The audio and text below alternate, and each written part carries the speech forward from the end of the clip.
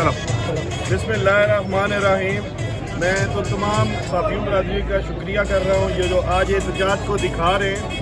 آپ دیکھ سکتے ہیں کہ پورا ڈڈیال آج اس وقت شٹر ڈاؤن ہڑتال کر رہا ہے۔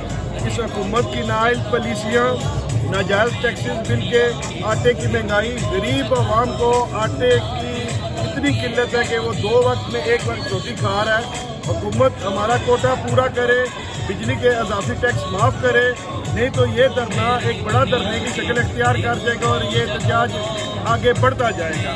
جب تک حکومت کی طرف سے، انتظامیہ کی طرف سے ہمیں کوئی ریلیف یہاں پہ آ کے انتظامیہ عوام کے اندر اپنا موقف نہ بیان کرے، انشاءاللہ ہم لوگ اس لڑائی کو اینڈ تک لڑیں گے۔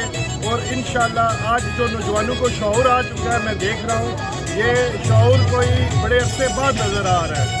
تو میری بھرپور آپ لوگوں سے یہ ریکویسٹ ہے کہ اس مسئلے کو جہاں تک ہو سکے پہنچائیں، تاکہ ہم لوگ جو اس وقت غربت میں پس رہے ہیں، دن بہ دن آٹے اور بجلی کی اور پیٹرول کی مہنگائی کی وجہ سے عوام بالکل اس وقت ڈپریشن کا شکار ہوتی جا رہی ہے۔ غریب بچوں کو اسکول نہیں پڑھا سکتا، روٹی نہیں کھلا سکتا۔ تو دیکھ لیں آج ریاست کی جو ذمہ داری تھی بنیادی ضروریات پوری کرنے کی، وہ ریاست کہاں پہ کھڑی ہے۔